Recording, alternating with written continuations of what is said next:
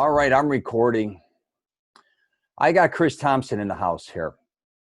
So if people don't know who you are, you're the founder and CEO at CRUSH1 Coaching and CRUSH1 Nutrition.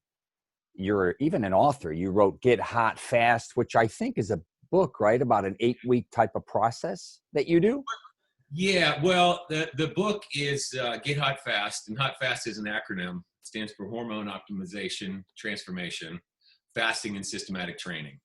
And so the book is really kind of a opening salvo, I guess, if you will, to kind of the philosophies behind what makes up that process, right? Those steps. And so with that kind of in conjunction, I created a process and protocol and system called Hot Fast 24. And so it's really a 24-hour blueprint of the way to, as the acronym says, optimize hormones, right? And using some of the mechanisms around that, like fasting and systematic training, also to help optimize hormones, upregulate like muscle building, fat burning hormones like testosterone and growth hormone, downregulating fat storage hormones like insulin and cortisol. So it sounds kind of complicated perhaps in a way, but really it's simple behaviors that are brought together around food sources, food amounts, and food timing, right? Because that right there delivers about 80% of results when people say that they want to get abs or whatever. Look, abs are made in the kitchen. You can't out-exercise a bad diet. So really, and what I see all the time and what, I've got a 30-year history in this space of fitness, health, and wellness. And what I see and what I even practiced for many, many years of my life was working too hard at the wrong things for the results I desired. And I see people doing that all the time. Sure. And it frustrates me because I watch them get frustrated, right? And they think, people say like, man, getting in shape is hard. I'm like, it is if you're doing the wrong things for the results you desire, right? So I really just decided at some point to start kind of collecting this together, sharing my thoughts around that. I went back and I actually, one of my favorite quotes, I might say that 10 times today, by the way, because I have a lot of them, but one of my favorite quotes is don't believe everything you think, right? Yeah. So I went back and I deconstructed every belief that I had. And went back and like you started getting deep into the science and like, well, why do I believe this, right? Is this just the everybody knows principle? And so how can I deconstruct that, leverage science, figure it out, and take what I found to be successful? I created this process and program while I was president of a publicly traded company, right? And so it was really about not having time. Right? Not having enough time. And I was nearing 50 at that point and was traveling all the time. And I would get people and I was also face of the brand. I wasn't just president and EVP, but I used to film on platforms like bodybuilding.com and other global platforms. So not only did I have the rigors of a publicly traded company and, that position that comes with it, but also I had to maintain, the highest level possible for me, at least of physical shape. Being in shape for photo shoots and videos and conventions and things like that. So really that's what brought that was the genesis to say, man, I don't have time to waste. So how can I take the same principles of business, apply them to fitness, which is productivity over activity. Don't waste any time, right? Which takes me back to people are doing the wrong things for the results they desire. Man, I worked really hard today, but at the wrong things, right? And that takes it back to really hormones as well. So if you don't get all that in alignment, you just won't get there. So it's a long rambling kind of salvo to that, but that's kind of how it came together. No, I mean, that's, you're just so informative and obviously you were the vice president and president of global sports nutrition at Twin Lab, correct? I mean, I was the EVP of the corporation, right? Executive vice president of the corporation, the parent corporation. And then I was the president of global sports nutrition. So we also had like a vitamin division as well, right? And we had like some other contract manufacturing division. And so I was president of the global sports division. It's so crazy because I was actually growing up, I took originally Gainer Fuel from Twin Lab in the late 80s. That was like a hot product. And we took animal packs and what else did Genesis Gainers type drink, 2,000 calories. And I always took Flintstones vitamins, but I stopped taking them. I didn't feel good. I don't know. Now, you grew up partially in Florida, and that's why I have the Hawaii picture up here from Diamond Head I took in California. Do you remember Hot Stuff in Orlando, Florida? I don't know if you remember that brand. Absolutely. All right, so I was taking Hot Stuff, and this is like in my early 20s or late teens. I don't know. And then I stopped taking supplements. Yeah. And it's funny because I became anti-supplement, and then you seem like you're kind of pro-supplement, right, to a certain degree? Even at industry. Yeah, so I think it really, the answer is in the question, right? In that supplement, right? That's what it is. It's supplemental to a proper diet. And I think if you use that then to help fill voids and deficiencies, then I think it works as its intended purpose. What I think happened, and, me being part of that industry, I suppose partially at fault for it to some degree, but, marketing, advertising, the magazines like you and I grew up on, the bodybuilding magazines and so forth, you talk about Hot Stuff as an example.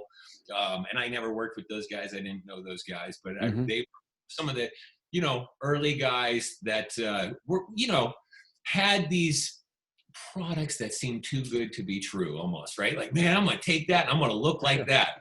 And, that started kind of the process of endorsement deals with like pro bodybuilders and stuff like that. And so I think young, impressionable guys like us that had a desire to, put on muscle and, whatever our own ego trip was at that, which is like, hey, I've got to do this. And that's kind of part of my thought process today and how I work with people as well, as dissolution of the ego, really in getting the true authentic self around that. But I like to use fitness as kind of a conduit to do that. But I didn't start that way. I started from pure ego and wanted to grow and like, hey, if I had more muscle, I'd be this and whatever it was, and I'd get more girls and I'd, be better at athletics and so forth. But so to bring it back, I do think, things like vitamins and minerals and especially in today's food system, right? There's just so much over farming and over agriculture that there are not minerals that are left in soils. And so foods are really not nutrient dense like they were to our, ancestors. So I think almost more than ever, it's, I do less and less in the supplement world today than I ever did before. But I don't think it's a bad thing, but I've kind of morphed a little bit about how I go about it, if that makes sense. Yeah. I shouldn't say I was anti that, but I knew the family there at Hot Stuff and stuff. And then I knew other people that were involved with creating that. And I'm not saying it was hocus pocus by any means. And I'm not even saying it's good or bad because I don't have enough knowledge in it. I do think it has a placebo type effect. 40%, right? Everything has a 40% placebo effect. So there's something around that in itself as well, for sure. Absolutely. I just had a phobia, and this is one of the reasons I never took steroids, or I would have, is I was deathly afraid of putting things in my body I didn't trust. And it could be even getting steroids from a close friend, hypothetically, or if you had to take a pill. I don't like needles. And even when I took supplements, I didn't feel good. I didn't even feel good on vitamins, which is my body reacted very weird, but I felt good on Flintstone vitamins. I know that I sound like a child, but I've done that forever. And I think with me, I just said, I'm going to go hardcore at food. I'm just going to eat like an animal, but you have to have the money to where supplements, let's face it, sometimes you can't afford to do certain things where the supplements is actually cheaper than continuously eating 4,000 or 5,000 calories a day. Well, I think the other part is convenience, right? I mean, that's absolutely 100%. You talk about something like a gainer, right? And I work with some people, that's their goal, and gaining's hard, man. I get it. I'm not taking it away from anybody that their goal, that they, have a desire and maybe even a medical need, let's call it that, to lose some weight, due to high blood pressure and diabetes and all these other, ailments that they kind of come in through, and that's it. And changing behavior is difficult no matter what behavior you're changing. But I will always contend that if you're an ectomorph, right, there's the somatotypes, there's 3 body types. The endomorph, which is, considered just the kind of shorter, a little bit more round, right? Mesomorph, which sits in the middle, which is kind of that triangle body, the athlete that we think of. And then there's the ectomorph, which is the tall, skinny kind of body type. And so every body gets kind of classified into one of those three, they're called somatotypes, right? And so I've always contended that for that ectomorph, I think that's the hardest, right? Because to your point of like, hey, I've got to be in a caloric surplus to be able to gain. And so that's where things like gainers, it's funny, like gainers don't sell in the United States and haven't for years and years and years. But man, I still work with different relationships that I have around the world. In the Middle East, they buy it like it's going out of style. It's the #1 selling product is gainers, right? But I think a lot of it, Russia was the same thing for a long time. I think some of it is they're just kind of a little bit behind kind of what our trend is, and so now they're trying to gain. But in a lot of countries like that as well, good quality food is maybe not quite as easy to come by. So I think going back to convenience, supplementation, right, help to fill that void is really good. But you know what? You said something that I heard you say, a word you used that I love, because it's what I use at really at the core of what I kind of teach and work with people today in this Crush One coaching. You said I didn't feel good, right? When I took those, I didn't feel good. I didn't like how I felt. You would be shocked. It sounds so almost like basic, but that's one of my core foundational fundamentals is learning to feel. Learning to feel, and most people don't feel, right? They think their way through things. So one of my little lines is eat when there's some parameters around it in my system, but one of the foundations is when you're in what I'll call a food window, eat anytime you're hungry. Now there's parameters, right? It's not eat anything, they have their food sources, and their food amounts on how they do it. But I want people to get back to intuition, learning, because most of us, right? I was one for a very long time as well too. This was, again, breaking the paradigm of things, which is there's kind of two parts. One is the bodybuilding world or whatever that you want to call it, that we kind of came from, which is, all right, here's the common knowledge. You've got to eat every 2 hours. You've got to stay in positive nitrogen balance. You've got to get, you've got to supplement with BCAAs and amino acids in between every meal because that's how we stay in positive nitrogen balance through enough protein. And so none of it had anything to do with how you felt. It was all this kind of thought process of this is what I need to do. So a lot of us kind of came up in that mindset. And then today, what I find most people are eating out of habit, emotion, right? And just kind of not out of feel, right? I'll give you the most perfect example. Hey, it's noon, time to go to lunch. Let's go eat. Is my body hungry? Do I need to feed it right now? I get it a lot of times too, where I'm helping people break that paradigm from, eat when you're hungry. Now I've got some parameters that it makes it a little bit more, we eat in full component, full macronutrients. So what happens is part of how I break that habit is people say, man, I'm hungry, like to themselves. I'm hungry, or they share with me in our check-in, I'm hungry. I was hungry, but not that hungry. And I say, well, then I would contend you're not hungry, right? We've got your meals kind of, each person's macronutrients are prescribed, if you will, or developed to their personal, demographics and goals of what they're trying to do. So obviously the person who's trying to, gain muscle is going to have a different macronutrient base, of numbers, maybe not sources, but numbers compared to somebody who's trying to lose. So out of that, it really is breaking free. And I say, eat when hungry, drink when thirsty, learn the difference. And we'll teach it, right? That's kind of part of the process. So I just love that you said feel, because I think we're in such a world where we do everything not to feel, right? It's social media, it's check my phone, it's, it can be anything, right? And it can even sometimes be productive things. You can work your ass off not to feel, right? Like, I don't want to go home, so I don't want to feel what's at home, so I'm going to stay at the office, but I kind of get rewarded for that because my compensating behavior is something that everybody looks at like, oh, you've made millions of dollars or whatever it is. Doesn't make that person whole necessarily. So anyways, I don't mean to go down the rabbit's hole on that, but feel, to me, I just love that you said it. And it's, I think it's so foundational to living in the presence, right? I mean, that's one thing, is to be in the present moment, you have to feel, right? And that's why, one reason why a lot of people don't want to be in the present moment, because they maybe don't want to feel where they are. Yeah, I grew up the opposite, I think, of most people. I was an athlete and I was always shredded. I was Right. shorter. I was a shorter kid at the point in time. I was kind of like the runt, but I was always actually one of the strongest on the team. Yeah. Even in high school, I was always shredded, but I wanted to be big and massive. A lot of my family members are Italian and they were big guys.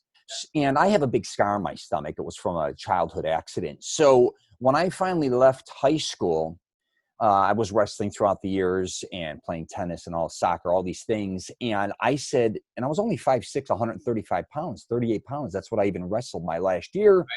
And they're talking about going to college and maybe wrestling at that weight. And I was like, I want to be massive. I want to be huge. Yeah. And I wasn't caught up where I think a lot of people were like, okay, I need abs while I work out. Or I'm going to maybe be a bodybuilder. I may do a show. I may have to do an Ironman. No, I just said my goal is to eat and get massive. But the trick with me was I'm so self-centered. Everything is based on a feeling for me. I even close my eyes most of the time if you see me working out because I want to golf myself. I remind, like, people used to say, Rich, are you trying to be a bodybuilder? Are you a power lifter? Whatever. I'm like, I'm a soul lifter. I kind of ripped it off surfing. Because like dudes, when I'd go to California, even when I was younger, or skaters, when I was younger, I'd be like, they just did it for the love of doing it. Right, yeah, because it felt good. Yeah. It felt amazing. And even like what's weird with me, even certain foods, I always say I have this relationship with my body. Like I loved wheatgrass for years. Then all of a sudden I took it and I didn't start to feel good on it. And I dipped on it. I said, because I'm evolving, I don't know what's happening. But same with anything in life. I don't think most people truly listen to their body. And if you're eating like an animal, you're going to feel like shit. And that's what people got to realize. That's a whole different element. If you're going to eat 4,000 or 5,000 calories like I did, you want to be 250 pounds, 54-inch coat. Yeah. There's a price to pay. You are not going to feel good, but you have to eventually realize how far do you want to carry that out? Is this really working to your benefit? What age are you at now? Is it a benefit, a disbenefit? Am I destroying my joints? Yeah. Let's jump back with you. Let's start from the beginning with you because, you know, I was jumping between Florida and Chicago throughout my years as a young man, throughout high school. And Chicago was my origin too, right? I was born in Evanston. Yeah, you told me that, which is a very beautiful area. I mean, you can't get much better than there. Well, I don't know. Look behind you. This is, yes. Oh, yeah, absolutely. But I didn't grow up near Evanston. I grew up in Cicero and Melrose Park, roughly, in LaGrange. So my element was much different than that. Yeah. Then you ended up bouncing between Florida, California, and Hawaii, right? As a young guy. Yeah. Tell me a little bit about your past, how you ended up like starting there, and then how you ended up in nutrition, hypothetically, or just working out. Is it because of the environment or? Yeah. Well, not too unlike yourself, right? So, like so many of us, right?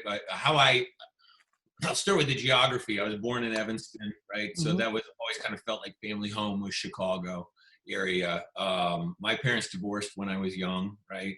Who can't tell that story? Although it was a little different in the early 70s, right? Not quite prevalent. And my mom moved to California, and my dad and I ended up moving to Florida. We lived in Minneapolis for a while and then moved to Florida. And so I spent, like the school year in Florida, in my growing up, and then I would spend my summers with my mom, which she lived in a couple of different places. She first lived in Southern California, and she lived in just outside of San Francisco, Mill Valley, for a while.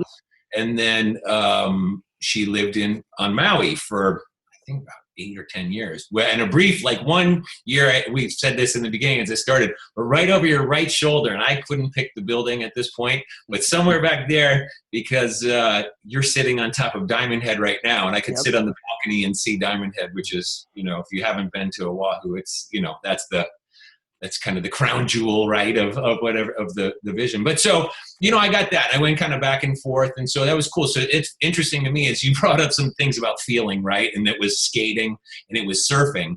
Well, in the early or mid 70s, that culture was really born in Southern California. And I started in that as well, right? I lived at the time, I can remember being about 8 or 9, maybe 10 years old, and lived in Minneapolis. And I would go for the summer to California, and I got into skateboarding, and surfing, and I'm wearing, if you remember the brand like OP and Ocean Pacific. Yeah, you're down with, you're Dogtown and Z-Boy in it, hardcore, Santa Monica. It was around that time. I wasn't with those guys, but I was. Vans was kicking ass. Yeah, that's a great one. I would wear Vans, and I would bring them back to the Midwest, and people looked at me like, "What the hell are you wearing? You're like totally weird." And I'm like, "No, you guys are weird, right?"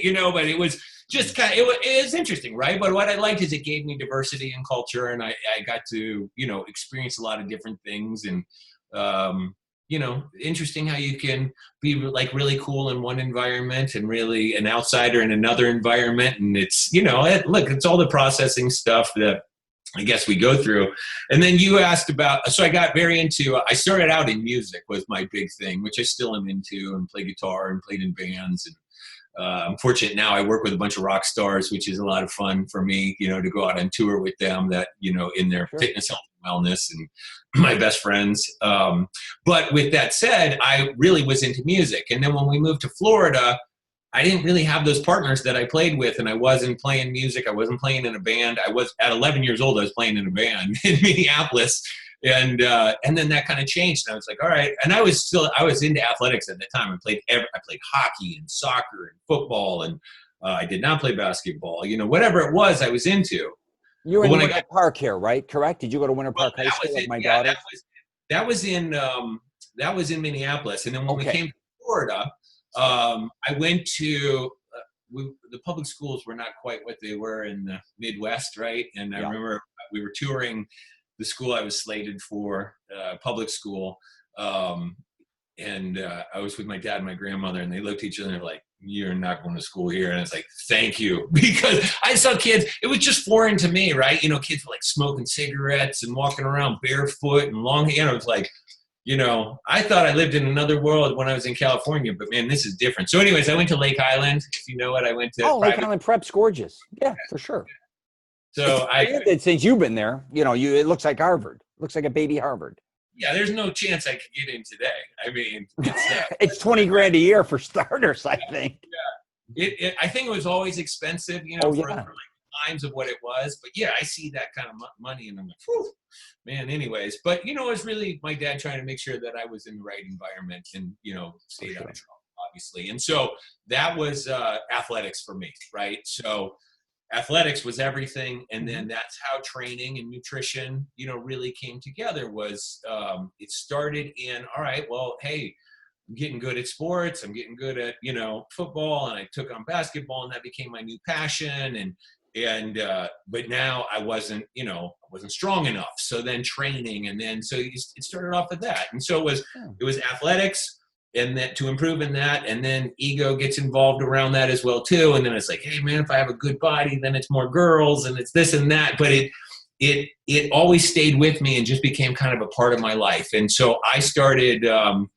I started studying nutrition and started getting into it. And I probably studied like the way that you did to begin with, which was all the bodybuilding magazines. But I don't know that we learned good stuff. We learned some, and then I started getting into it, and it was always kind of a part of it. But I ended up majoring. I went to Florida State University, and I majored in communications and psychology, and got degrees in that. And but also really I had a nutrition teacher.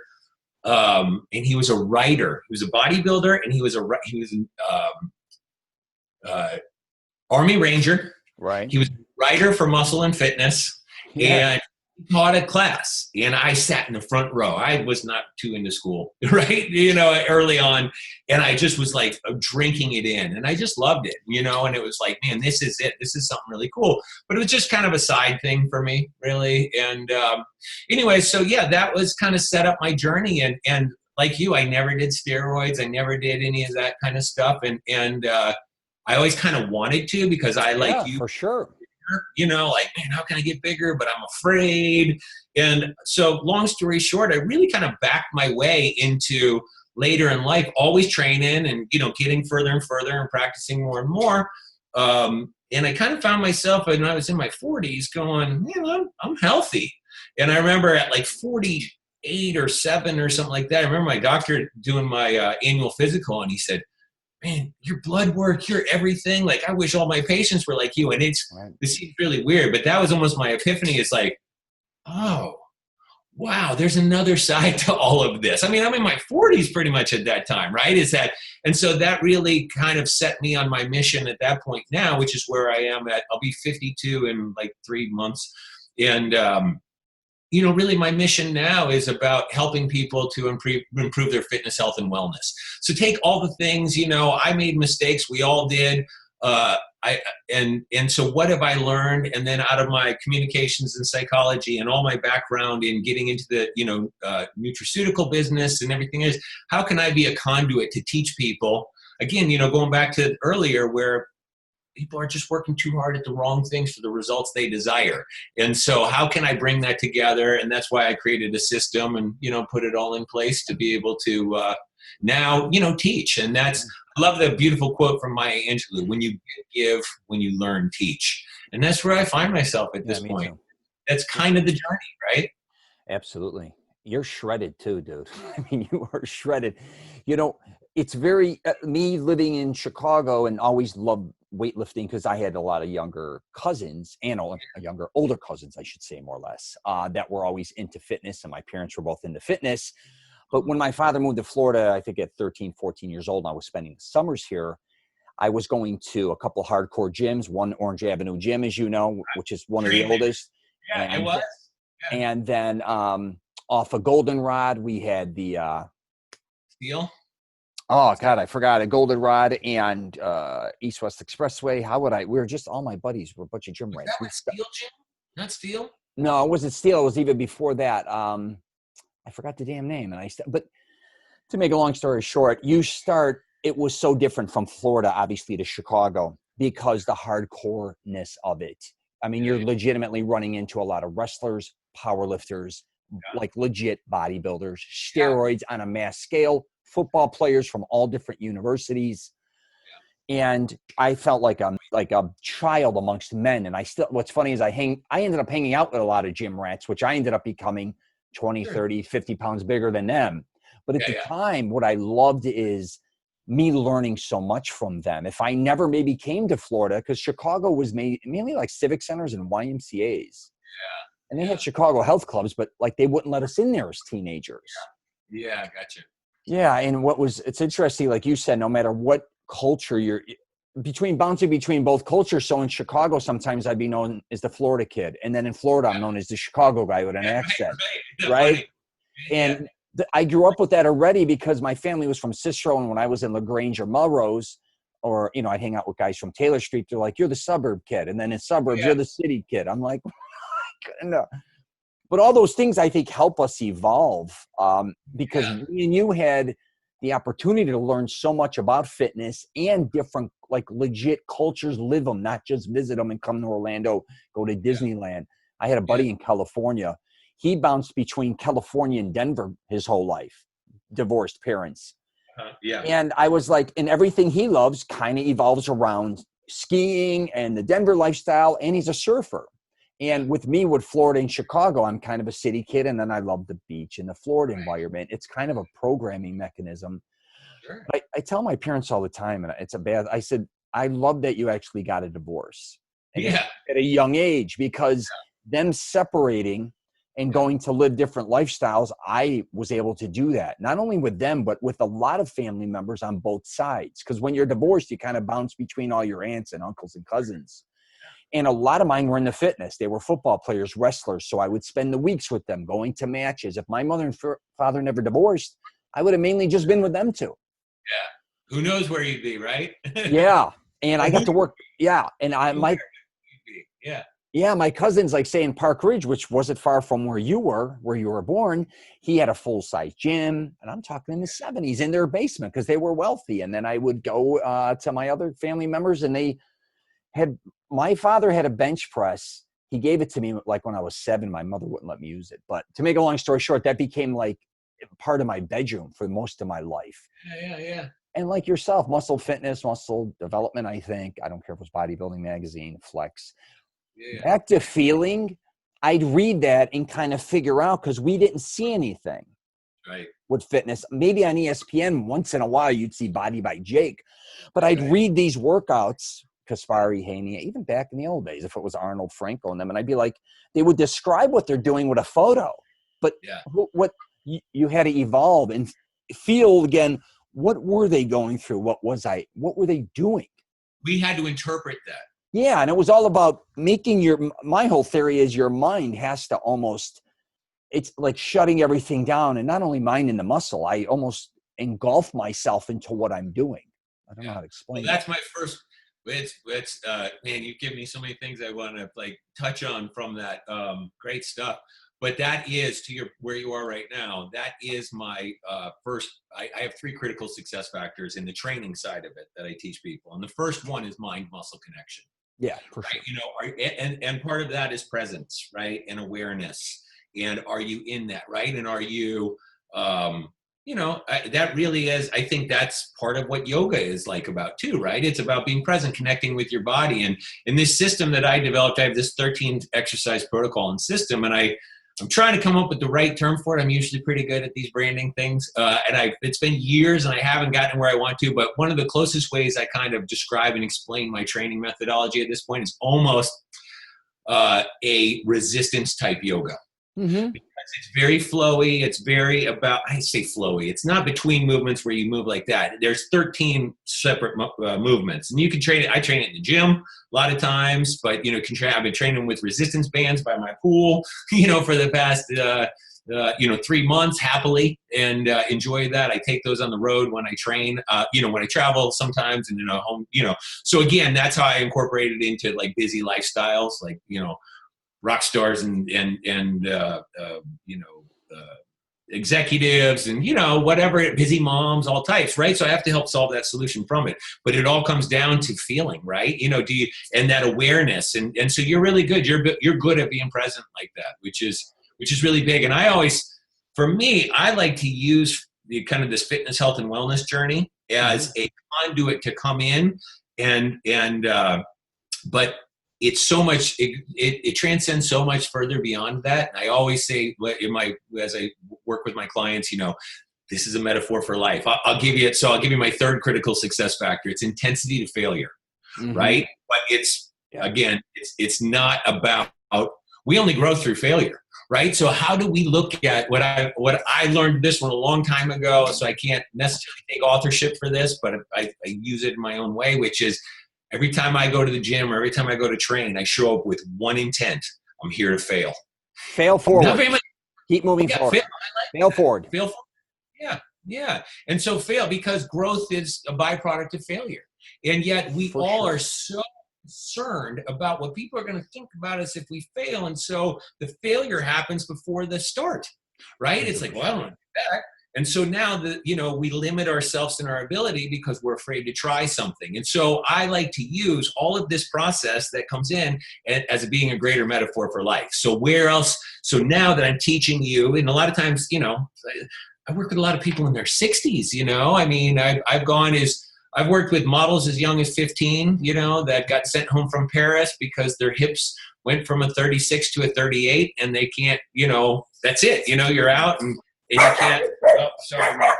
That's all right. I just got here, and that's cool. My sidekick here wants to go play with him. Ernie, say hi to puppies. How you doing, buddy? I love puppy and dogs. This is Ernie. He's French bulldog. He's a good dude. I'll let him go out. Go play. Sorry about that. No, it's great. But that's my sidekick. So, you know, teaching people how to fail and teaching people how to embrace failure. And really in this, for me, for this critical success factor, it's about learning the difference between mental failure and physical failure, right? Because you do something and you go, okay, my brain is telling me now, or my mind really, you know, okay, that hurts. Let's not do that anymore. And it's a protective mechanism, you know, and then it's finding that second voice that comes in and goes, oh, bullshit, man. We haven't failed. Like, you know, this muscle is prepared to do, it can do more than this muscle will let me, right? So how do I break free in that? So then I use my 8-week engagement of kind of, you know, helping people evolve along this. And then I like to challenge them as well. It's like, now where else can this be practiced in other areas of your life. Right. So this is, again, my mindfulness, my awareness to things of like, you know, am I hungry or am I thirsty or am I just in my kind of routine? You know, is it 8 p.m. It's Monday Night Football. And so it's time to eat. You know, I'm really hungry because I've got just a routine that I do, you know. So how do I break free of kind of the program and really get into kind of the heart and soul of who I am? And to me, that's through awareness and feeling. And you've already revealed so many things where you do a great job of that. I love it. You know, it's a journey, and I never looked at working out or lifting weights as there's never going to be an end for me. And I think that's where, and I never had unrealistic expectations. I knew it was a long process. And I used to say, if I gain, you know, losing weight or gaining weight, I learned that in wrestling too. You don't just lose 10 pounds in a week. You can, it's very unhealthy. But, yeah, exactly. You know, but gaining muscle mass or building up coordination and playing sports for so many years at a young age, starting at 5. I didn't run on a soccer field at 5 years old because my family was Italian, like they liked soccer. And then I ended up playing like middle linebacker at Pop Warner and all these things. Each one I had to master, but it took me time to do that. But I think the difference with me is when I go work out, everyone's in a rush a lot of times. Or they resent that they're there. If you don't do what you love, it's all a waste of time. If I took someone who don't want to surf that's afraid they're going to get eaten by a shark, hypothetically, they're not going to ever really learn how to surf. If I took someone in the gym, like I have so many friends and family members, they don't like to get sore or they're bored lifting weights. This isn't for you.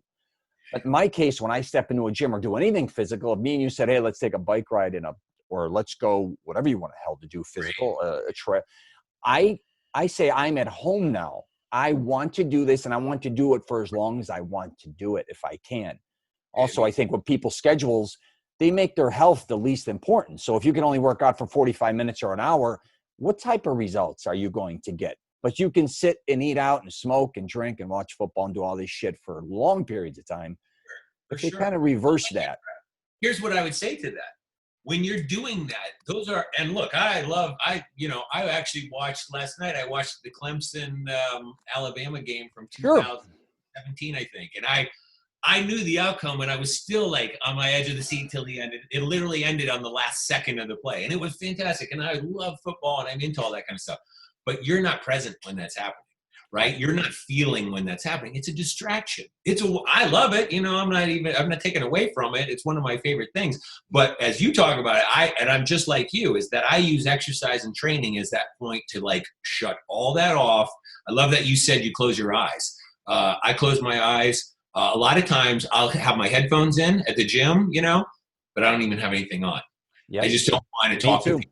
You know, not that I'm antisocial or I'm that guy, but you know, a lot of people would know me from the industry at times, and so they'd ask me questions. And you know, I'm super outgoing, but you know, it's not like this. Like you said, this is my time, right? It's my church. We call it church, right? We call it. I got work as well, right? One of my best friends and partners. You know, it's always like, well, I got to go to work, you know, and that means going to the gym, right? And that's putting it in because that is the work that makes my soul kind of flourish, right? I need that as well. But it's not from an ego standpoint. It was at one time. And, you know, you touched on some things earlier about how you felt when you were in the gym and you needed to grow and you needed to do that and you needed to, you know, all these other things. That's about, from my perspective, right? I can't speak for you, but that was, as I've deconstructed all of that, that's about fitting in, right? Like I should be 20 pounds bigger so I look like my cousins, as you said, you know, or my friends or these WWE people or bodybuilders. Like, you know, I remember training at Gold's Gym for the first time in my life. And I went from being like, you know, in shape at my high school gym to holy shit, what did I just get in? Like these guys are real, you know? And, I met Tom Platz. He's from our day. You probably remember. Yeah, I love his legs. Yeah. So I was like, you know, like those legs are real, you know, but it made me at that time in life feel so inadequate, right? Like something wrong with me at that point, you know, it's not that there was something wrong with me, but I wasn't enough. And that's what I like really deconstruct at this point as well too, is that I want to get fitness, health, and wellness into a place where it's not for ego purposes. Right. And I love it that ego purposes drove me many, many times in my life, you know, broke up with a girl you know, or maybe she broke up with me, probably better, or it ended, whatever, however it happened, it ended. And then it was like, oh, I'm going to dedicate myself to the gym, and I'm going to train this summer like never before. And when I go back to school, wait till she sees me, you know, as if somehow that's what the problem was in the relationship, is that I wasn't big enough or shredded enough or whatever it was. But that was the young man's mentality in that. But that's a root of ego, not feeling enough, right? So that's such a big part to me that now I really want to kind of tap into that with people, because it's incredible how the compensating behaviors, sometimes they're productive, right? Like getting in great shape, like you know, not being arrogant, but like we both have, right? You know, like we've gotten, you know, compare myself to other 51, 52-year-olds, and I'm in pretty good shape, you know? And so with that said, but that was my compensating behavior at one time that came from a place of pain, if you will, or not feeling enough. It wasn't through I didn't one day achieve this body and go decades and bodybuilding.com or whatever, but it wasn't even that to where I went, now, wow, look at that picture, you know, or look at this feature or all this kind of stuff. Like, man, now I'm not enough. I had to go back and deconstruct everything else really and go, I can never get in good enough shape to heal whatever that place was as a child, and maybe growing up like we both did of divorce. You know, is there somewhere in you, you know, in that first 7 years of programming, you know, which is that's where our subconscious is created, right? First 7 years, we're 100% in theta brainwave, which is the same brainwave as hypnosis. And so we're very suggestible at that time. We're watching, we're listening, we're seeing, and that's kind of creating the program, right? The Jesuits had a saying, which is, give me a child for the first 7 years and I'll show you the man. Yeah. Because that's just going to set what it is. And so they're in those places where being products of divorce or, you know, maybe I didn't even think about it until you just, now that I'm replaying what you said earlier, going to California where I didn't fit in. I was a Midwestern kid when I first went. It's like, you know, look at that guy wearing those clothes, you know, now I bring those clothes back in the Vans and Lightning Bolt and Ocean Pacific back to, you know, Midwest, and people are like, look at you, you're weird, you know, oh, I didn't fit in. Oh, I got to fit in, you know, and so you start to kind of like chameleon yourself a little bit, you know, which I think there's some great stuff around that, because you get a lot of cultures and you learn how to kind of be good in any situation with anybody. So I think there's good development that comes out of that. But until you really release that, for me, right, I say you, until I released that of getting to kind of like, you know what, I am enough where I am and how I am. Now, I'm not training to overcome something, I'm training to become something. And it's not a resistance to it from a fear, you know, because instead of just living through this memory of the past, it's now what's this vision of the future. That's a line from Dr. Joe Dispenza for any of you that know him, and he's amazing. I love him. He's great. The best. But I love that, right? Is instead of getting caught up in that program of what that was, how do we break free and become the new? So now I think when training becomes healthy from that perspective, right? And you and I kind of, I have nothing wrong with steroids and performance enhancing and hormones and peptides. I think it's wonderful if done the right way. And I think especially later in life, you know, where it is, and I partnered with a clinic that does a really beautiful job of that, of helping people with testosterone therapies and things like that. But you don't need to be doing that when you're an 18, 20-year-old kid. You will mess yourself up, you know, because of what it is. So fortunately, we dodged that bullet of it, you know, but I think we both had that feeling in that desire, that need to be more. But anyways, I mentioned that because it really is about, I think when you get into that kind of really kind of holistic approach, you know, it's about working that inner child as much as working where that is in the, you know, in the mirror today, if you will. My father was a standout athlete. He even won Golden Gloves, I think, in high school. Wow. He was a boxer, basketball in Chicago. He went to a military school his whole life.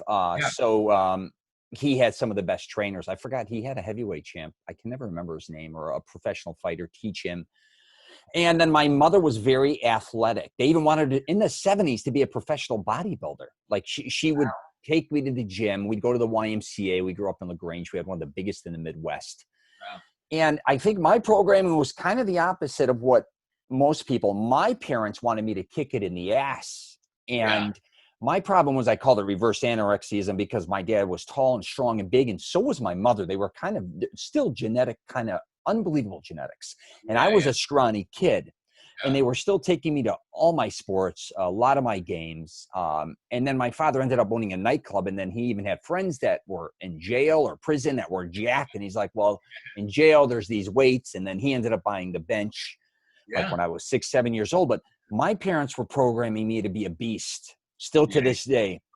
I'm not going to say they didn't push academics nearly as physical, I guess you could say, gains, because they are really about power and strength still to this day. My mother's very strong and my father still, he's had some ups and downs, but he loved sports so much. He even went into the gaming industry for vending. And then even he was an exceptional dart player.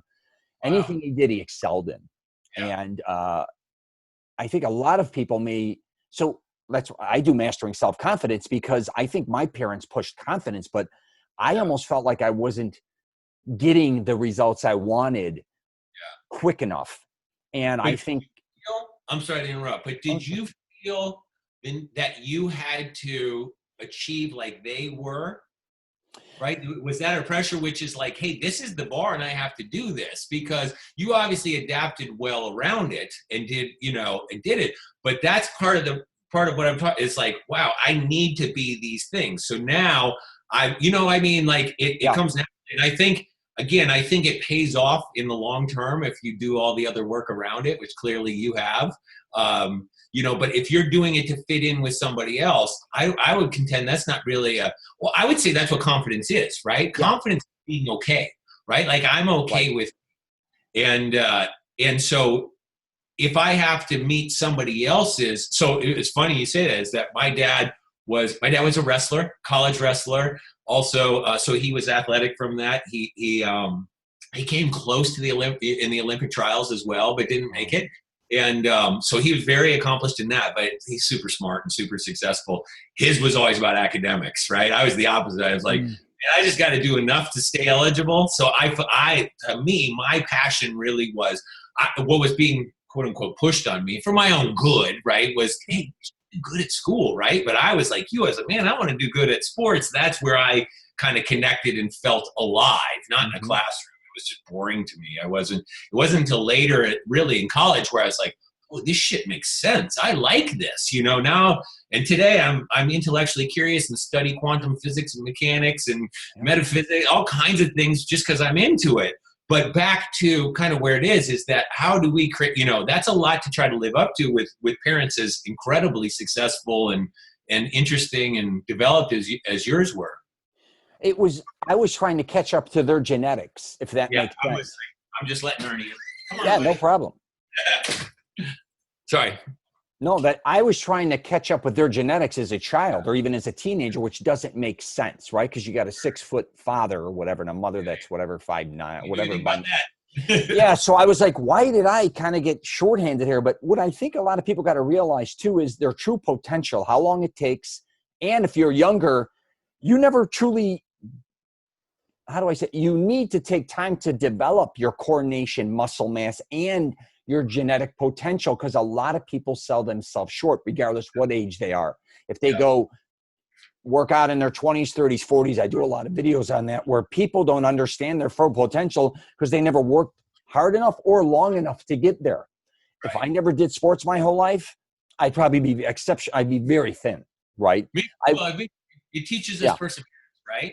Right. But I went well beyond, like my father's like, you just had to keep going. That was, again, maybe a personal insecurity, just that I wanted to see if I could be 260 natural and bench press, hypothetically 500 pounds, squat, 600. That was me, I think, also showing my family members, friends, and colleagues. I'm not saying I was kind of like I'm not going to say the quiet alpha male, but when I walk in the gym, I'm the goddamn beast. You know what I mean? When I walk down a sidewalk, people are going to get out of my way.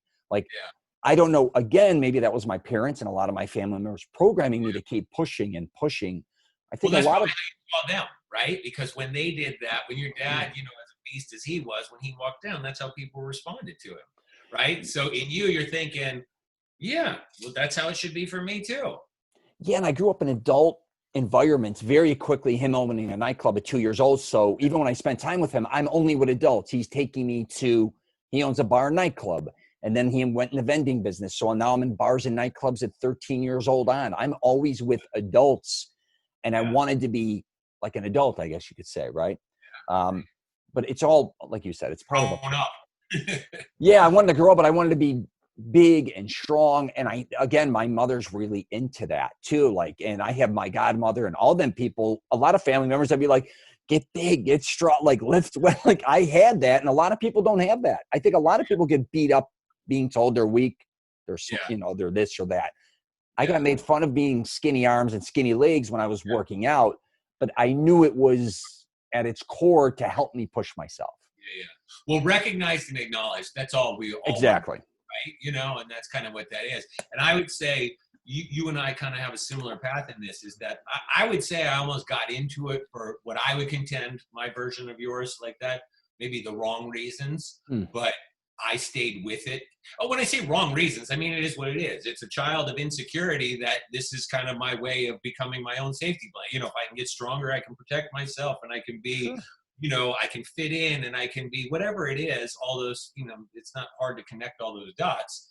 But what I would say is back to your kind of sticking with it and that perseverance, right? And having this mentality of like, this isn't about looking good next summer. This is, you know, it kind of goes on. And that's how in my 50s, right? It's like, oh man, like I can't wait to see where I can be at 60 and 70. And like you said, it's not a destination, right? It's in that. And I kind of bring that same thing back around with the clients, because it's like, well, when will I be my goal weight or whatever? I'm like, look, you know, just focus on the practice, right? You know, learn the behaviors.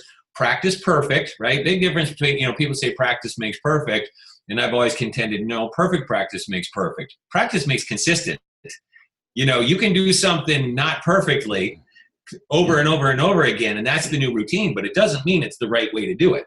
Correct. I see people at the gym all the time not training with proper form, but that's their consistency, right? You know, and it does that. I mean, I'm going down the rabbit hole because that's an ego thing. Like I've got to, you know, be lifting 50-pound dumbbells or whatever it is, you know, that I'm doing. And so to fit in, I've got to do that. But in order to curl a 50-pound dumbbell, I can't do it with strict form, right? I've got to swing it and all that kind of stuff. And to me, that's where I get into kind of ego and trying to break that part down. But what I always get into when people get the kind of routine is, great, now you're in it, just stay in it, practice perfect, and trust the process. And I think that's kind of part of what we went through, is trusting the process and just saying, you know, the work is, like, I love how you talk about how you feel when you're at the gym. Like, that's your time. That's where you really feel authentic and connected with yourself. And I feel the same way too. And so it's not, I have to go to the gym. It's, oh shit, I get to go to the gym right now, you know, and that's because that's our passion. Right. And I always kind of think about passion as being the difference between I have to do something and I get to do something. How many people are waking up going, fuck, I have to go to the gym today? Yeah. And how many people are waking up going, oh man, that's the best part of my day. I can't wait. And so, you know, but I think the people that don't want to go, they're probably doing it out of insecurity. You know, they're in fear, you know, like, I don't fit in here. I don't feel comfortable like we did. You know, you talked about showing up at that first time we were at the gym around big dudes or whatever. It's like, oh man, I don't feel comfortable. You know, that's just our mind playing tricks on us. And so trying to break those barriers and those walls, to me, is kind of a big part of getting people into this flow, because I think, you know, you're proof positive. I would like to think I am as well of what it can do for you, you know. And I think some of that is, you know, you talk about confidence and mastering confidence. We all just want to fit in. Right? As that's part of confidence, is like, I belong, I fit, I'm acknowledged to where I am. And if it's, you know, we've used fitness to kind of do what we needed to do to fit in with that. But so that becomes a compensating behavior around it. And I would contend that we don't have to do that to fit in, but once we get it sometimes it helps, right? You know, you do something, it's like, oh great. But just being comfortable in your own skin, right, is kind of where that is. And that's part of what I try to work with people and teach them, is it doesn't matter where you are. Because a lot of people are like, man, I've gained a bunch of weight. You know, I used to look good or whatever it was. And I'm like, all right, it didn't happen overnight. Let's just get you going in the right direction to try to, you know, to get this back. But the most important thing is to feel good in that process. And I think that's where confidence kind of comes in, right? And I think also when you put the work in, you're like, each day, and like, you know what, I've got a system, I'm trusting the process, and I'm putting in the work. You feel good when you invest in yourself, right? Investment yields a return on that. And I think, that's really, I think, how confidence comes about in something like that as well, too. When you put it in, you're like, okay, cool. I can kind of give myself permission to feel good about where I am. Yeah, I had a cousin that was a beautiful model in the 80s, and she used to say, Rich, take care of your body, take care of your hair, take care of your skin. She used to say, I promise you, when you get older, it will be worth it. And I see her, she lives in a beautiful house in Scottsdale now and stuff. And I go see her and I'm like, because I'm 50 and I don't even know what my cousin would be, well over 60. She's still beautiful. And I'm like, thank you for teaching me that. It was worth it. Yeah. Right? Because a lot of times I don't think people look at themselves really down the road. They'll work out for a certain amount of time in their life, maybe to get women, and then they get married, then they're overweight. Then maybe, I don't even do it anymore. Right. Yeah. Right. There's all these different phases where if you're just a little consistent, and I think a lot of people, when they think about working out, is one, they don't want to evolve and change. They have to realize maybe weightlifting isn't for them. Say you started at weightlifting, maybe it is time to cycle. Maybe it's time to hike. Maybe go play volleyball. Maybe it's aquatic. I don't know what it is. Yeah. But I think to be open-minded, people burn out. And I think that's half the battle. And I have been fortunate enough. I've been lifting weights my whole life. I have ups and downs with, maybe not wanting to do certain things in the gym. But there's so much in a gym. And I love to go to all different types of gyms all over North America. So that's a different phase that works for me, I guess you could say. Yeah. Most people, I think, burn out. Like I said, it would be like a job or anything else. They go to the same gym, do the same type of workout, same routine with the same people, listening to the same type of damn music, and you wonder why you're fried. I mean, it's. Well, I would contend, I think you nailed it in that, but I would contend that you're not being present when you're doing that. Absolutely. Right? You got to be genuine with yourself. People lie to themselves too. Here's the other thing I think too. Your genetics plays a big role in your life, no matter what. I was very fortunate. I went from 140 pounds roughly to 220 pounds in like a year and a half. I was, again, I thank my mom and dad again all the time saying, and my grandparents, I say, thank you for these genetics. No shit. I worked out with so many guys. Either they didn't have legs or calves, hypothetically, and they were big upper body, or some were small upper body. Some had great legs. Some didn't have a chest. As you know, some guys got great buys, horrible tries. I was very fortunate. Balanced. Yeah. And I think people get discouraged a lot of times. And I get a lot of times when you work out, you want to work on the things you don't have. But the reality is you got to still focus on the things you have, but not maybe being the biggest guy, maybe not bench pressing a certain amount of weight, maybe not running a mile at a certain time. Yeah. Don't quit on yourself over that shit. Everybody is different on so many different levels. I may, hypothetically, my buddy, we were just discussing this because his back is destroyed. I'll just throw this in here real quick. Instead of podcasting, one of my oldest lifting and closest friends, his shoulders were so strong. And we used to even curl up to 185 pounds. We'd be doing 225 with shoulder presses. And we used to push ourselves. But when it came to legs and back and chest, I would decimate him. And he kept trying to keep up, which in the long run, now his back is destroyed. I'm just using him for an example. One is trying to keep up with somebody else is kind of a loser move. But also it's ego again. And I didn't have, and he looked like a Greek god. He's 6'2", V, abs. And I said, you in your past, what drove him was trying to maybe keep up with me. And then I wasn't caught up in the other thing, but me wanting to always maybe be stronger than him pushed me, right, in certain directions. We did push each other. But at what cost? Sometimes people don't realize you're sometimes doing things for the right reason or the wrong reason. That goes for me gaining too much weight, feeling shitty. And then it goes for people losing too much weight and not realizing, you may be thinner, but you're not healthier, right? And that can also take a toll on your workouts, bigger or thinner. So, I'll tell you something funny to that, because I think it is about being okay with yourself, which is back to the confidence thing at that point, right? And so Yeah, I lived that same way. I was like you. I always trained with guys way bigger than me. And so that was my pride, is that I could keep up in certain areas, right? You know, like I was really strong at this or that. And so, you know, that was kind of my thing. But that was an ego thing. So one of my deconstructions that I've done is now in my training methodology and mechanism, and system, I've cut all my training weights by about 60%. Right? So let's just say it was a 100-pound dumbbell, right? For easy numbers. On the chest press that I used to do, I guess I haven't cut that by 60. Today I'll use like 50s, 55s, maybe the most, and focus on that mind-muscle connection. Like I'm just going to really be incredibly present. Like everything else is tuned out, including not just in my surroundings, but also in my body. Right? I'm not going to let my triceps compensate. I'm not going to let my front deltoids compensate. It's, you know, I mean, obviously they're going to play a part. It's a compound, you know, movement. And so, yes, they play a role, but they're a supporting role, not a driving role, right? And so, like, if you're focused on how much weight can I lift, it's how much can I engage my triceps, my anterior deltoid, my pecs, you know, I might use a little momentum, you know, all these other kinds of things. So what I've done, and this is, man, you want to mess with your ego, there's nothing harder than to take your weights, cut them down to, I do bicep curls sometimes with 15-pound dumbbells, right? You know, and 50s to me would have been like light before 60s, you know, something in that, maybe not light, but 60s, you know, and do them right. Mostly right. But now it's about that mind-muscle connection, you know, cutting that out. Like, I don't care. I don't care who's next to me. I train at a gym here that has a lot of, one of the gyms I go to has a lot of WWE guys, a lot of, it's my buddy's gym. I'll give him a shout out, Ironclad, right? You know, they're open, by the way. 436, are you talking? Yeah. Jamie's place. I know that guy. And then right next to him is No-Nos. Those are some of my oldest, closest friends that own that Italian restaurant. Yeah. Right? Is that the 436? Right? Is that the, yeah. Right? Old, like, city or something used to be. Yeah, he took me on a tour inside there. He's a very nice man. Oh, yeah, I know your gym.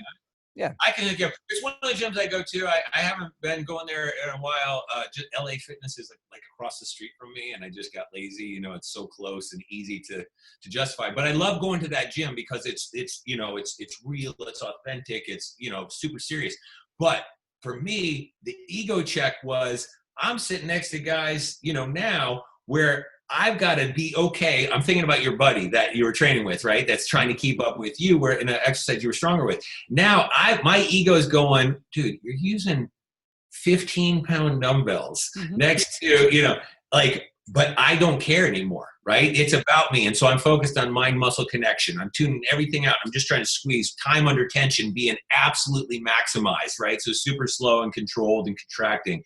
And then intensity to failure. How can I fail in just that muscle, right? And while you're there.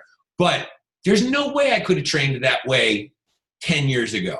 It just my mind, my ego would not have allowed me, because I prided myself and saw myself as being strong, right? And it's like, oh, look at, I trained with always much bigger guys. It was like, man, you know, he can keep up, right? And that became kind of a part of my identity. And I was like, you know, it's not serving me in the long run. And the point is that the path to reaching your goal is through consistency, right? You know, as we've talked about, this is a long-term thing.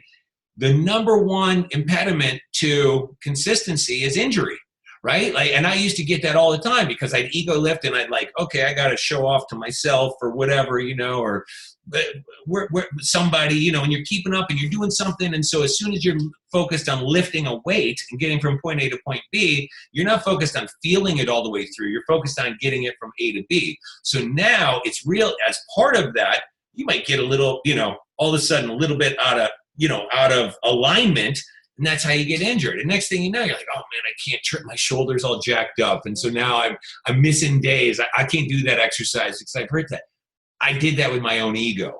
So now using a lightweight, squeezing my way through it, mind-muscle connection, like super focused, time under tension, super slow and squeezing all the way through, and then getting that to failure, right? Sometimes people say, oh, so I use a lighter weight, but I just do really high reps. I'm like, you won't even get high reps in it. You really won't. If you do it this way, like I'll be dead at, if you think about this, if you do a 4-second eccentric and 4-second concentric, right? It's 8 seconds of you know, time under tension. Yeah. Compare that to somebody and this isn't swinging weights, but just in a 1 second, I always do bicep as such an easy one to think about, right? Mm-hmm. Just a 1 second up, 1 second down. You wouldn't, if you saw somebody, you wouldn't be like, look at that guy swinging weight, where it's not even any, time under tension. You're getting 1 rep. You're getting really 8 times or 4 times, the amount of time under tension. So if you did 10 reps, going at 1 second compared to 10 reps with this lighter weight where you're so focused in there, you're actually getting 4 times the amount of resistance on that muscle, time under tension. And so if you take that, then past the mind saying, okay, that hurts, that's enough, let's protect, if you really fail, we could get eaten by the saber-toothed tiger that might be around the corner, right? You're not going to be able to run away, at the primitive brain. And like, that's not a fear. I've never seen one in my entire life. I think I'm okay. I can get to failure and be physically okay. So to me, it's about, that's where I am and how I train today. And I will say, I was going to say knock on wood, but I don't have to because I'm following this. I haven't had an injury in 4 years. Not one ailment. And I used to always have like a rotator cuff or something feeling somewhere. I haven't had an ailment ever since I started training this way. Yeah, I used to do a lot of workouts, still do, where I do a lot of negatives still, or I do a lot of holds. Mm-hmm. I think too, when it comes to working out, if we're working out, 2 things kind of come into play. I think sometimes having somebody else to look up to, or, obviously go towards to, or excel is a great thing for some people. But again, they have to realize they have their own strengths and weaknesses, right? Yeah. We are not that person, no matter what you try to do, right? Yeah. And a lot of times they don't realize a lot of things that person is doing can't maybe do what you're doing as well, physically. Yeah. Like I may be able to lift more weights, but you can run a mile and destroy me, hypothetically, right? Yeah. And I think too, with the social media presence, especially Instagram, YouTube, a lot of people it's just unrealistic to think you're going to keep up with a lot of these type of workouts or have a certain type of body, because you have to realize a lot of people showing you this, that's their lifestyle. You're not going to diet like them. You're not going to, yeah, exactly. You're not going to do a lot of things that they do because for the average Joe out there, you don't have time. You have a family. You may have a work. You have all these different types of things. This is their lifestyle. Like you are extremely ripped. And I would look at someone like you, and I never was interested in being ripped. But if I was at my age, and there's no way I think I could get there unless I maybe went nuts. But again, that was you grew into that to a certain point, right? Your knowledge too is so superior to that. Like even when I tell people, you're probably at my age not going to look like me. If you started, even if you worked out a few years, most likely you don't have the knowledge. Most likely, I'm not saying you can't, but right. And also, I'm not saying I mastered working out. There's always so much to learn, but it's all I do is learn and evolve. Right. But that's the right mindset. Yeah, exactly. And I think too, I work out to prevent injuries now at our age. Mm-hmm. And a lot of my friends who still have egos, they're still getting injured or doing certain things. I'm like, listen, even at 30, 40, 50, there comes a point where I used to push myself, but you're pushing yourself towards an injury. Sometimes, there's a big difference between pushing yourself to get stronger, more fit or whatever the case, and then kind of paying attention. If you're deadlifting and you're starting to have lower back issues, or you're starting to feel a certain way, if your knee's tweaking, you have to pay attention to these things, especially at our age. Yeah, you know what I would go back to is, I would say, especially the social media and all those things that you said, and around, that all those things are kind of ego driven, right? Like, okay, how do I fit in? And back to confidence. Like, I just want to fit in. And so now people are putting pictures up on Instagram or Facebook or whatever it is. I assure you, they're not putting their worst picture up. They're putting their best picture up. Sometimes, they're through filters, or it's this or it's that. So it's not even real. And now that becomes what somebody looks at and goes, man, I need to be that now fit in, right? And it's just false. It's not even there, but it's understanding that's ego. So one of the questions that I ask my clients when we do the way we start is with a client questionnaire, right? And so that's how their individualized program is built, because it starts with a lot of, demographics and your goals and whatever, but I ask them a question, and I ask them, what's your why? Why are you doing this program, right? Because the why is, first of all, what I always say is the why is what's going to drive you through when in the beginning, we're changing behaviors, right? I make my program very simple, but changing behavior, that doesn't make it mean it's easy, right? But simple to follow allows you to kind of stack successes, and then it becomes a new habit. But we're just changing the way that the mind is wired, right? That's the mind, as the brain fires, it wires, right? We're just creating habits around that. So how do we transfer those in? But so using your why is how to get that motivation, and dedication when it's uncomfortable, right? And a lot these days, most of the people that I work with, it's really around health. It's a great motivator, right? But sometimes you have ego people, right? Like, I want to have abs and I want to have this.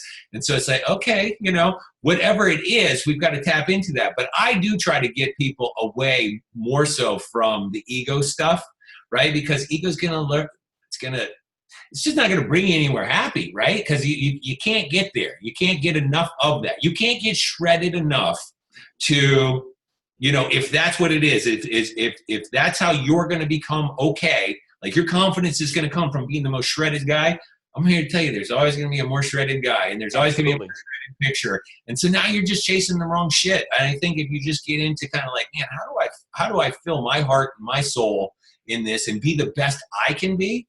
I think it's great to look to other people. And I think you mentioned this earlier.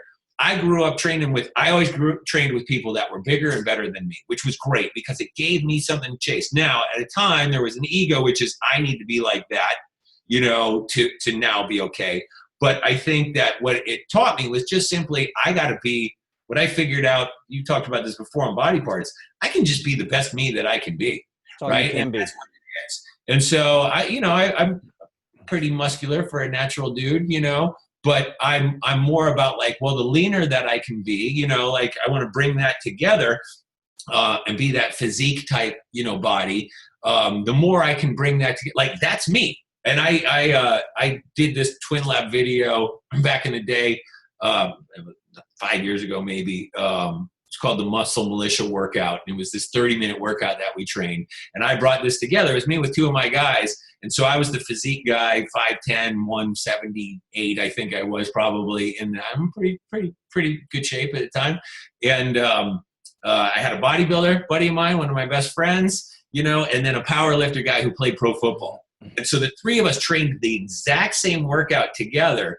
And the thing was, and so, we lifted heavy. We did all this stuff, the things I don't really do today. But it was really to kind of show that there's, for this, it was about this workout was just really effective and so forth.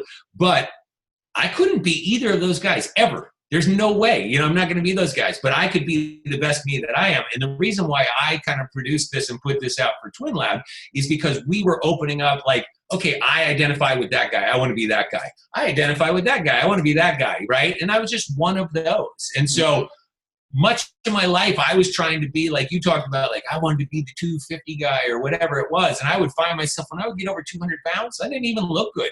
People would say it, wouldn't say anything to me at like 205. Never hear anything. I'd get down to like 180, maybe 175, and I'd see buddies of mine that compete at the gym. I'm like, man, you look huge. What are you weighing, like 205? I'm like, no, I weigh 180. I'm like, no way. I'm 205. You're bigger than I am. And so that's where I really started to learn that, man, none of that shit means anything, right? Like how much you weigh. I do this with my clients all the time. I'm like, I use it as a metric because I have to see, if your goal is to reduce body fat, we want to see what's happening. So I have all these weekly metrics that I go through, but I always explain to them that the scale, I always say the scale is simply a measurement of gravity. It doesn't tell you what it's pulling on. I could show you two women that are 5'5", 135, and one looks like an endomorph, kind of round, and the other one, fitness girl or something, looks like this mesomorph, like they're the exact same statistics, but they don't look like the same type of people. And so that goes back to, I think, find what you can be.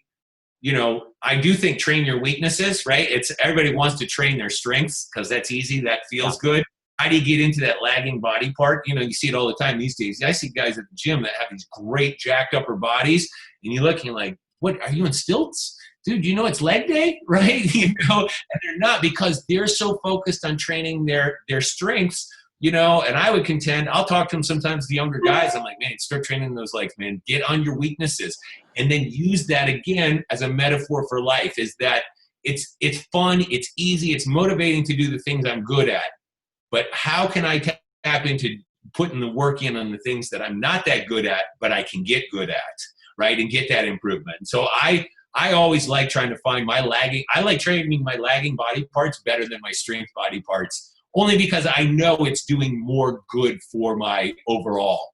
But it doesn't make it easy, right? Especially if your ego's in place, you're like, man, I'm so weak at this, or it just doesn't look as good. But once you get rid of all that shit, then the growth really occurs. Yeah, the one thing you're never going to do is escape yourself. I don't think people realize that, right? You cannot jump into another body. And I also used to say, no one really gives a fuck about your body except you, right? Like you're kind of caught up. I mean, you may look at someone and go, wow, you almost judge them. A lot of times we all judge people harshly. Oh, he's on juice. Look at his legs. Look at it. He should do this. He should do that. That's how they're probably looking at you too. No one gives a shit at the end of the day. It's all on you. What I tell people too regarding working your strengths or weaknesses, do it all. I never missed a leg workout. I never missed a gym. I go in the sequence that I go into. Sure, sometimes I couldn't do legs maybe because I was still literally too sore from maybe doing something else. But the reality is, just get a balance. Most people are not balanced, and they don't realize not having stronger legs will make them weaker in other areas of their body, right? Hypothetically, same with your back. If you want to neglect your back, or if you want to neglect your arms, anything you neglect, our bodies are like a car, and they all have to work in sequence with one another. And I think that's where you're back to injuries again. But I tell people, why skip anything? Now, if you don't like doing legs, hypothetically, say you're a weightlifter, then you're in the wrong game a little bit. Then maybe, you could do whatever you want to do. You could be top heavy. Well, I would just get back to, why don't you like doing legs? Right. That's gonna reveal it. Like, why don't you like doing legs? Well, I'm just not that good at it. Right. So now you're creating a weakness out of that. And I would contend that most of the time, the things in life that we don't want to do are the things we need to do most. Right. You break up with somebody and you're in it, it's kind of like, I don't want to feel this. I'm going to go out. I'm going to find a new, significant other, or I'm going to drink. I'm going to do whatever to not feel this. Man, the just like the same thing about training a weak body part. It's like, man, I really need to, this is what I need. The thing that I don't want to really kind of come up against is the thing that I really need most for my growth. Again, that goes back to feeling, right? I think the more you can tap into that feeling and awareness and that mindfulness, that's really where life occurs. And then this fitness thing, it's fun, right? You don't really care. Like, you celebrate other people looking great, and it's, you look great. That's awesome, and you give people compliments like that at the gym a lot of times. Sorry, I got a little bug flying around. And, they look at you like you don't know, like, what? Everybody's so, like you said, like, nobody's looking at you, like everybody's caught up in there, like, how do I look? How do I look? And it's nobody, and sometimes it's for a few seconds they look at you. Yeah, right. Maybe, yeah. Some might size you up too, but that's their own ego trip. So back to legs, if you go play soccer, then go swim. You can do things to also strengthen and do things for your legs, There's so many different things you could do besides just working out and evolving and figuring yourself out. Again, you got to feel it. Like, you got to understand yourself. Most people don't want to do that. Everybody is kind of figuring out everybody else's workout, what's kind of worked for them or what hasn't. They really never, I talk about it themselves. Study your own body. Take the most interest in yourself. I think a lot of us have been programmed like that, selfish, or that's, I can't care about myself to that level. You better care about yourself, because if you want to live a long, healthy lifestyle, it's on you. If you don't take care of yourself, you can't take care of anybody else, right? Exactly. What they say when you get in the airplane, right? In event of emergency, put your air mask on before that of a child, right? And what is that? Is that selfish? Like, no, you should be your child first. hey, if I don't take care of me, I can't be there to take care of them. And I think you're exactly right. There's a big difference between selfish and self, right? Right. Even when it comes to working out, like I know I impacted a lot of my family members because a lot of them ended up training or fitness. Right. And even my daughter wants to be a trainer, involved with fitness, all these different types of things. And I'm like, you don't sometimes realize you setting the tone too, especially if you have a family, you have kids. I don't care if you're an aunt, an uncle, a niece, a grandparent, you getting in shape actually helps them, right? It could be even your eating habits. You don't realize a lot of times the impact you have on other people on a positive note. And that goes for negative too. But I'm just saying when it comes to fitness, if you don't want to, I don't say you have to do this, but if you don't want to do it for yourself, sometimes think of others, you know, like, especially if you're cooking meals and stuff. Do you want to give your kids a healthy meal or do you not? Well, I see that families a lot as well too, is what are you teaching your kids, right? Absolutely. You know, times, you know, I love when I work with somebody that goes from a terrible diet to learning how to eat, you know, good whole nutrition foods that have children in the you know, in the household, because now they're starting to learn how to take care of themselves instead of eating Cheetos and, you know, just crap and what that's going to do. And I really, for me, a big part of what I get into is kind of, you know, I love the quote from Buddha, which is thoughts become things. What we think about, we bring about. So again, having that awareness, we have on average about 60,000 thoughts a day. So you can't sit here and monitor all your thoughts and like, oh, I thought something bad or whatever, but you can judge that by how you feel. Right. And so to me, it's really thoughts, feelings, and emotion are what's creating your life. You could be right there in beautiful Waikiki Beach behind you right there, you know, which is at 5-star resort and have everything. But if your thoughts that you're thinking about in that environment is everything that you don't have, you'd be miserable. Right. Or conversely, you could be in some, you know, inner city, you know, blown out place or third world country or something where you don't have maybe the beauty around you to be a part of. But if you have beautiful thoughts and feelings and emotions on where you are, and that's just where your center is, you can be in joy and bliss in that. So it's not really where you are. It's, you know, it's kind of, absolutely. Yeah. Well, this is where it starts, you know, and I think that awareness. And so one of the things with me is that what I like to, part of my process is reducing inflammation, right? That's the really first step. As optimizing hormones is also part of reducing inflammation. And so it's amazing how, as you do that, how it starts to change the thoughts that people have, right? You know, that inner voice that we all have. Is that inner voice our friend or is that our enemy, really, right? You know, and it becomes fear in that. So I get this all the time. So one of the things that I find super interesting, that broke through a lot for me, is that serotonin, the neurotransmitter that is the feel good, you know, neurotransmitter. It's why people take drugs like MDMA, Molly, whatever, ecstasy, whatever you want to call it, is it floods the brain with serotonin and you just feel this euphoric. Well, that's a natural occurring neurotransmitter in our body. And so we tend to think of it because it's, you know, this brain chemical that we think about. Well, here's the irony, is that 90% of it resides in the gut. Right? So it's in the intestines and it actually passes through the vagus nerve to the brain where you get that. So if you're eating what I always say would be the wrong food sources, wrong food amounts, and the wrong timing, and you're creating, you know, a lot of artificial foods and, you know, things that are you know, creating this inflammation because it's difficult for the gut to break that down, that's now limiting literally your biological ability to feel good. So that keeps you trapped in this state of not feeling good. And so as we can break free of some of those things, it's what happens is I get it all the time in conversations with people. My first question on every check-in is, how do you feel? Right? Back to feeling. How are you feeling? And I get it all the time that people say, man, I've noticed that my thoughts are better, my inner voice, like I used to argue with myself and all this, it's getting better. It's kind of getting into that kind of, oh man, we're kind of at peace in that. When you get at peace, everything else can change around you. By the way, your body will change a lot faster too, because when you reduce that, when you're in an inflamed state, even if you in that state were able to feed yourself perfect nutrients, your body's not in a position to be able to absorb them as it needs to. So yeah, it's really about, that's why I still love training. I still love fitness. I still have my physical goals. To me, that's the fitness part of fitness, health, and wellness. The health part is really about the biology, what's happening, like we just talked about, hormones and enzymes and neurotransmitters. And the wellness is really what's that internal dialogue that's happening. What's our personal psychology of communication to ourselves, and where are we in that? Are we having limiting beliefs and thoughts? Because if we are in a state of distress, you're going to have that, right? You're in fear and concern at a biological level. When you can break free of those things, all of a sudden you start to become free, and now you're not worried about what somebody's looking at you at the gym, if they're staring at you because you're lifting heavy or light, or you look good or you don't. It's kind of like, you know what? I'm kind of in me at this point, taking care of me. And that's all I'm comparing myself to. I think, to me, that's the kind of nirvana of bringing it together. Wow. I hit an hour and a half with you. I could talk all day. I'm going to wrap up with whatever the hell I'm going to say, and then I'm going to have you end it with whatever the hell you want to say. And I'm going to say, I think the one thing people have to realize, they're going to fall off the wagon. They're going to gain weight when they don't want to. They're going to miss workouts. And here's the deal, man. I talk about this all the time. Look forward to the next workout. Look forward to the next month of what you're going to get done.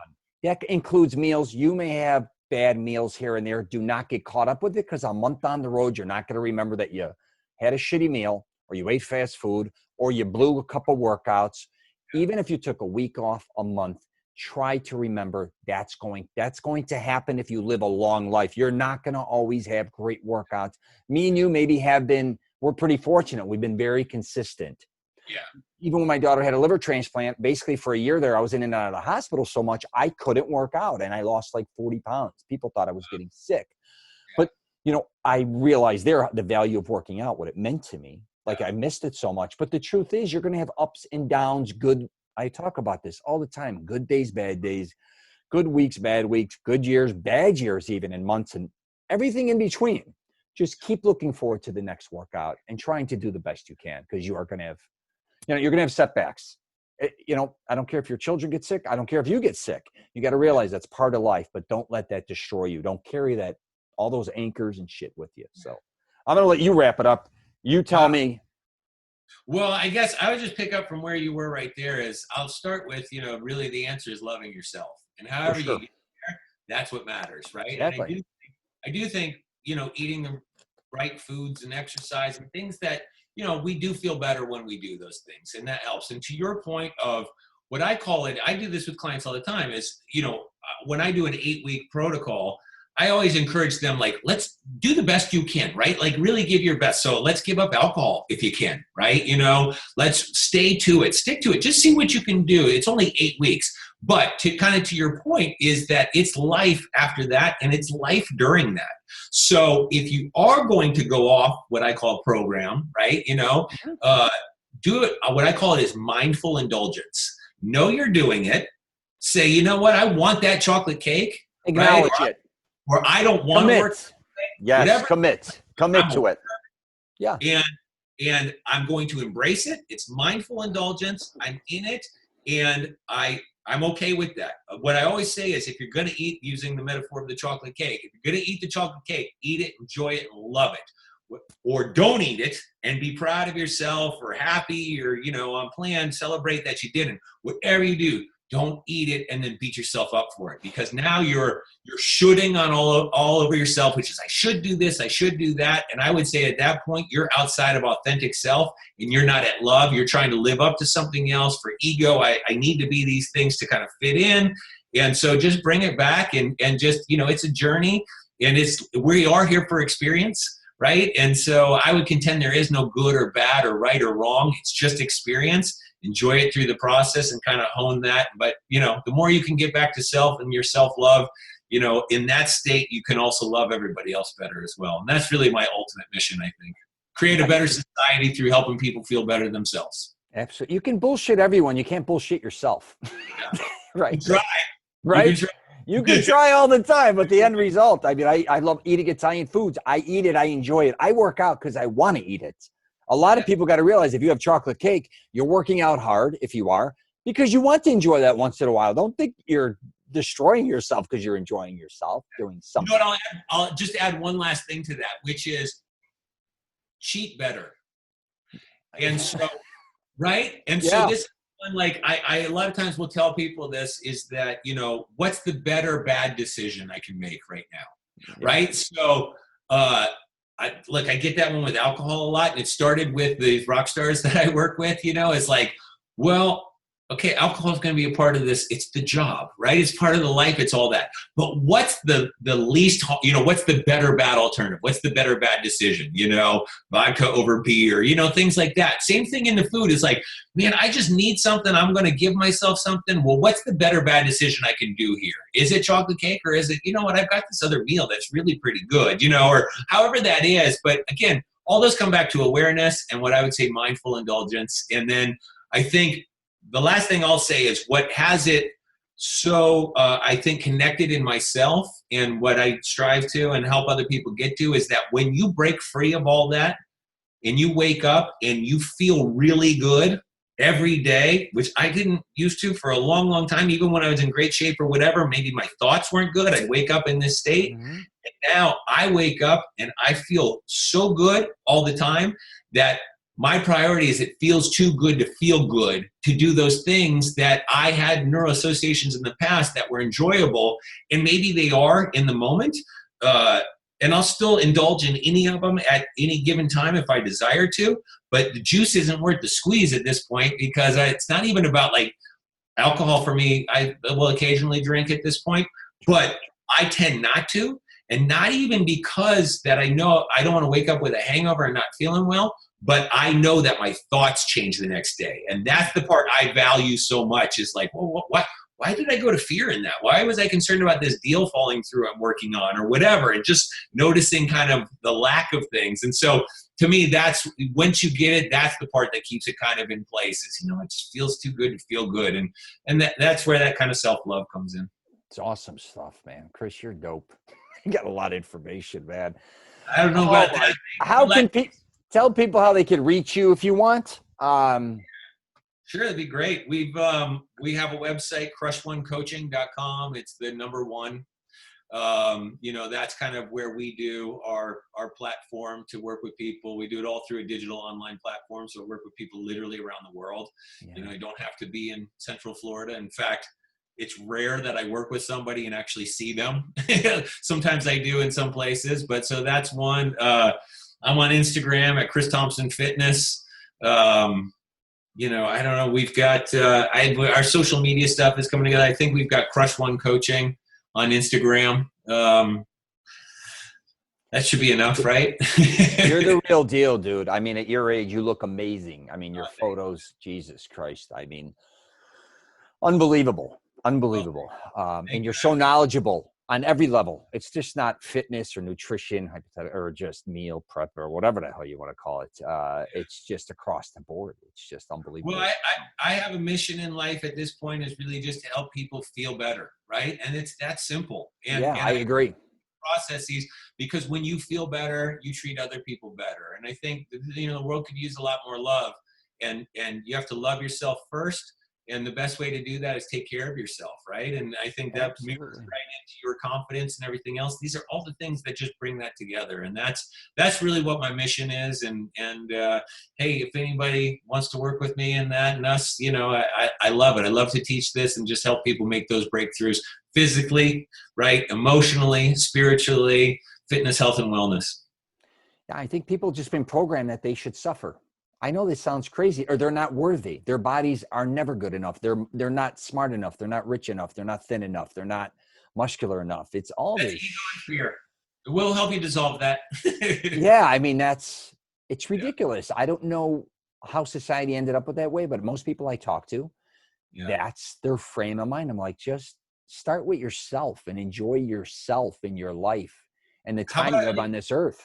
How about I leave you with a quote from a gentleman by the name of Peter Crone that I think is, look him up. He's just absolutely unbelievable. He has this line, and you can ponder this. Who would you be and what would be available to you in the absence of all of your concerns? Yeah, it's pretty good. That's really good. Think on that one, right? Because for sure. My fears, it's my concerns, it's all that's running my life, that I'm stuck in but in the absence of all that, that's who I truly, really am, so getting to that kind of peace, it's one I try to meditate on all the time, we're human. So guess what? You're gonna fuck up, as you said before, a lot more than once. What you think you should do. But there's no such thing as really fucking up. It's just another experience point, you know, that solidifies something else. And you learn. It's all about learning and evolving. We got to give a shout out to Vinny. God forbid if he watches this. Oh, that's right. Yeah. What's his Vinny? Is he Vinny? Who knows? Rhino? Yeah. No, but is he like Vinny Rhino, I think, at Instagram or something like that? Rhino Vinny? It might be. I'll kick his ass. Yes, Vinny, I love you, brother. Yeah. I forgot. I'll tell him about this. He's a great cat. I love him. He is funny. Oh, my goodness. He's a beast, man. I was just saying, you want to talk about a big boy. Woo-hoo. Big boy. Goodness. Yeah, I worked out with him. I work out with him sometimes when our family gets together in Jacksonville, or when he comes to Orlando sometimes. We get nuts together. And I got to work out with you, man. I got to do a gym tour there.